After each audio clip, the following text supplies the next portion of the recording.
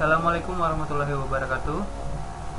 Kami dari kelompok 1 yang beranggotakan Heru Bima Mulyadi, Indra Maulana, dan Rizky Akbar akan membahas tentang pada chapter 3 yang bertemakan tentang retail sales.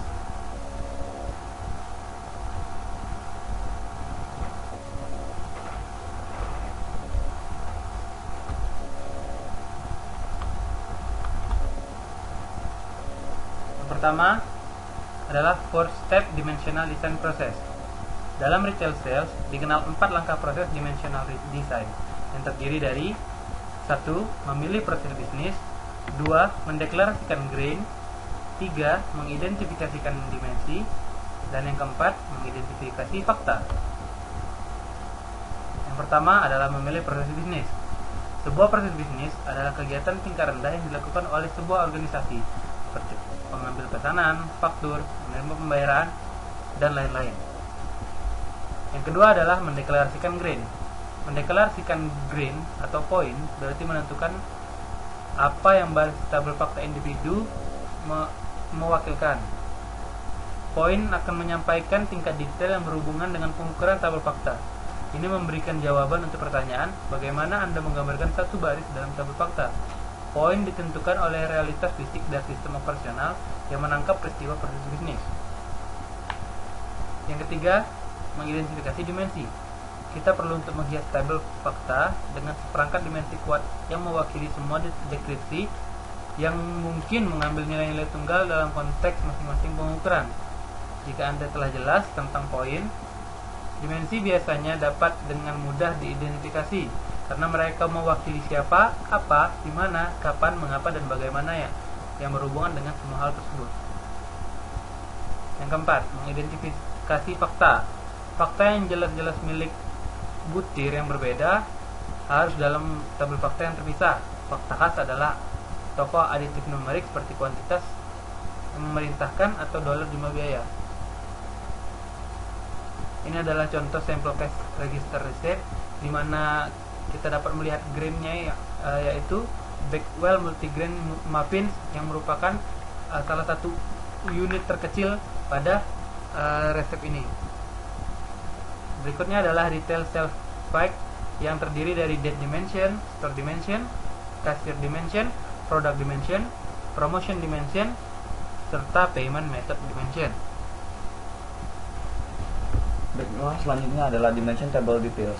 Untuk melalui 4 langkah proses dimensional design, maka kita harus membuat atribut yang kuat, yaitu pertama date dimension, kedua product dimension, ketiga store dimension, keempat promotion dimension, kelima other equal sales dimension, keenam degenerate dimension for transaction number. Yang pertama adalah date dimension. Hampir setiap proses bisnis mengangkat rangkaian waktu metrik kerja. Hal ini membantu kita membedakan tanggal dan waktu dari setiap proses bisnis di toko. Di sini dapat dilihat bahwa pada tabel date dimension terdapat date key yang merupakan identitas dari suatu waktu pada data warehouse, yang mana pada satu date dimension ini terdapat date, full date description, day of week, day number in calendar month, dan lain-lain. Berikut adalah contoh dari baris dari tabel dimensi waktu, yang mana pada date key 20130101 merupakan tanggal pada tanggal 1 bulan 1 tahun 2013. Selanjutnya di sini dapat kita gunakan untuk indikator pada liburan menggunakan grafik yaitu N dan Y maupun tekstual indikator seperti holiday dan non-holiday. Kedua yaitu product dimension. Product dimension menjelaskan setiap SKU atau stock keeping unit yang ada dalam proses bisnis di toko. Berikut adalah product dimension sample rows, yang mana produk case 1 yaitu Bakewell Light Short Square Bread merupakan jenis dari Bakewell, Fresh Bread, Bakery, dan Register. Di sini dapat kita lihat bahwa tabel product dimension memiliki isi dari produk key, SKU number, product description, brand description, dan lain-lain. Di sini kita dapat lihat pada gambar ini merupakan drilling down dari dimensi produk, di mana pada penjualan departemen bakery dengan brand nama Bakewell memiliki keuntungan yaitu $3.009, atau juga dapat diambil datanya melalui fat content, yaitu bakery non fat memiliki pendapatan sebesar $6.258. Yang ketiga adalah store dimension.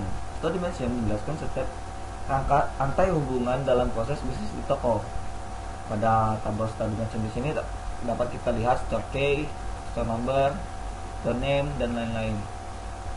Yang keempat adalah promotion dimension. Promotion dimension menggambarkan kondisi promosi di mana suatu produk dijual, termasuk harga, iklan, dan lain-lain.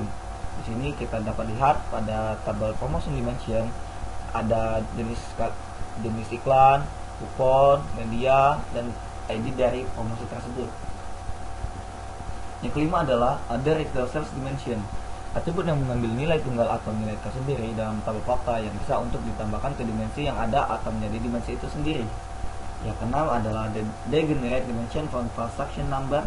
Pada setiap transaksi nomor transaksi menjadi kunci rekaman transaksi di database operasional. Namun sebaliknya, barang deskriptif pada tabel fakta akan terus menurun pada setiap transaksinya. Jadi kegunaan dari dimensi-dimensi yang ada pada data warehouse merupakan tujuan untuk men-slicing data yang diperlukan oleh manajerial untuk melakukan analisis dan keperluan lainnya. Selanjutnya, data schema in action. Dengan rancangan POS atau point of sale yang sudah ada, maka akan diilustrasikan ke dalam lingkungan query.